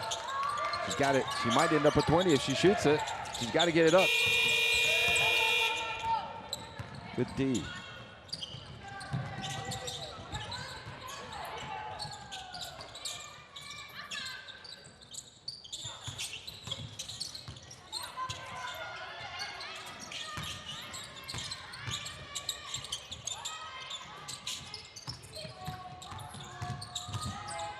Oh, right idea, but Japan are not switching off, that's for sure. Yabu with the steal. And Saravi at this end. Get it right back. Right now it's about, I think, playing for pride, playing for your country. Here's Cabrera. Oh, Noli not giving up, and then turns it over. I think that's a sign of tiredness right there. Yeah.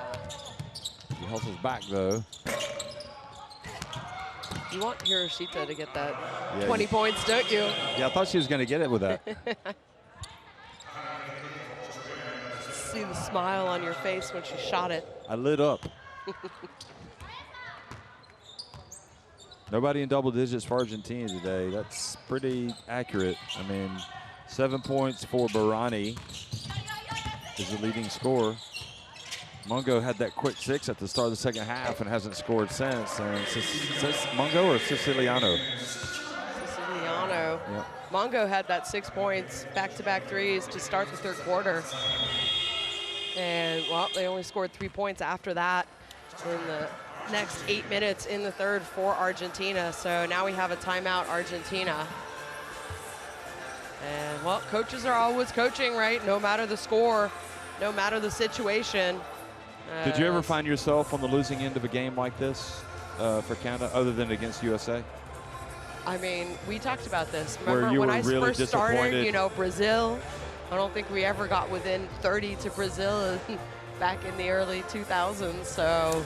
Well, congratulations. Speaking of Brazil, congratulations to Czechia, because Brazil lost to China, 83-71. Okay. So a big second half for China then, because the game was close, correct? Exactly. It was. Czechia booking their ticket, so they have to be celebrating, especially, I mean, they lost by 43 today to Belgium.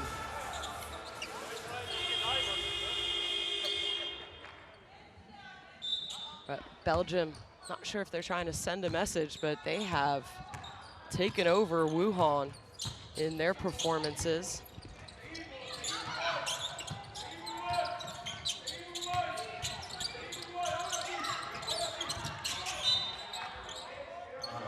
Yeah, Belgium is it's going to be interesting to see how they qualified. And I think we were, yeah, and we were a little bit surprised that Spain fell to Italy, but then again, maybe Italy's really got some positive, their positive vibes going from last summer. I mean, they could be a team to watch at the World Cup. I love their coach, their energy, everything about them. Zandalasini. Yeah, obviously one of the elite players, but it's really all about the team. Right. Team play for Italy. Well, Czechia, last time they participated in the World Cup was when they hosted it, and they had that historic run. That's right. Horakova. Yeah. MVP of the tournament. They beat, well, they made it to the final before losing to DT and co. Tarazi and co. I think we know who you're talking about. Cabrera missing that one. Here comes Maoli.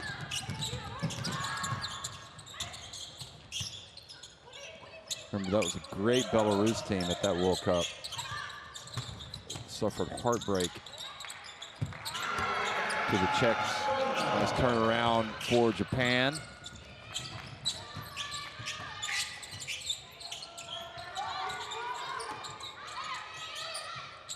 Final seconds ticking off the clock for the FIBA Women's Basketball World Cup participations of Argentina and Japan. Well, they will have one last possession, and Kono looks over to coach and he says, we don't need to score. We're gonna let the time run off, and a big must win for Japan, but they're gonna have to wait and see what happens. Now comes the tough part. Now the waiting and the watching. Yep, the waiting and the watching, but anyway, 2 consecutive wins for Japan. They've given themselves a chance. They win it huge, 83-39 over Argentina. And again, Shona, as we look at the numbers, let's just remind everybody that Argentina came here probably as the biggest outsiders, you know, the longest shots, and in 3 of their 5 games were really outstanding. Yeah. But you know, they needed 3 wins, and they didn't get it. Obviously, their 2 wins, they were really struggling. And Japan, meanwhile, We certainly had our doubts after they went 0-3, but here they are giving themselves a chance. They just need Australia to beat Canada now to clinch their place. And I think maybe that's why they're not celebrating too much right now out at midcourt. They know that it's not a done deal yet. Yeah, well, you said it. They're going to be biting their nails and watching this next game to find out if they will be booking their tickets. And, well, we knew it was going to be a complicated group, and it just became more and more complicated as the tournament went on. So they needed to beat Argentina, and now they have to wait and see if Australia can beat Canada. But Canada needs to beat Australia to guarantee themselves a spot. And like I said, I mean, Canada are going to have nightmare flashbacks of that 2024 FIBA Olympic qualification tournament, because they had to wait and see what happened in that final game, Hungary against Spain, and they almost weren't going until the final seconds, and Spain ended up winning that game by 2, and Canada got to celebrate. And I'm not sure Japan wants to be in that type of situation, but that's exactly what it's going to be. And I don't think Canada want to be in that type of situation if they do end up losing to Australia, because they will still have a chance, but they need Türkiye to beat Hungary, and Türkiye have now already qualified. So it is a very difficult situation for all these teams. And game 1 is complete. We still have 3 spots available, all 3 spots available in this group, and we still don't know who are going to Brazil. How crazy is that? It just shows you how strong our group has been. And I think it's great for women's basketball. I think it shows the growth of women's basketball around the world as well.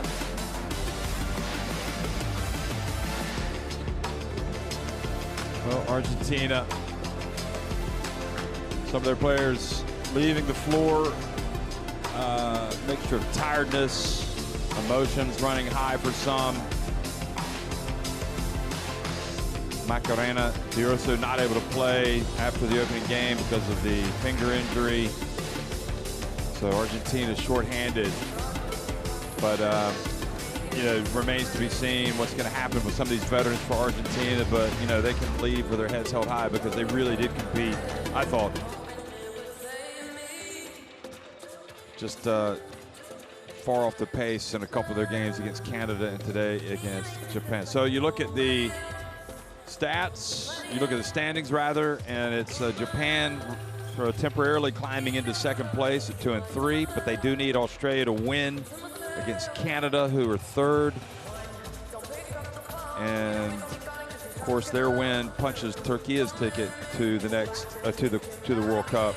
Türkiye nevertheless play Hungary tonight in a very important game for Hungary, because if Hungary win that game, then they will qualify. So qualified for the FIBA Women's Basketball World Cup so far: Türkiye, Australia, Belgium, China, Czechia. Congratulations to the Czechs.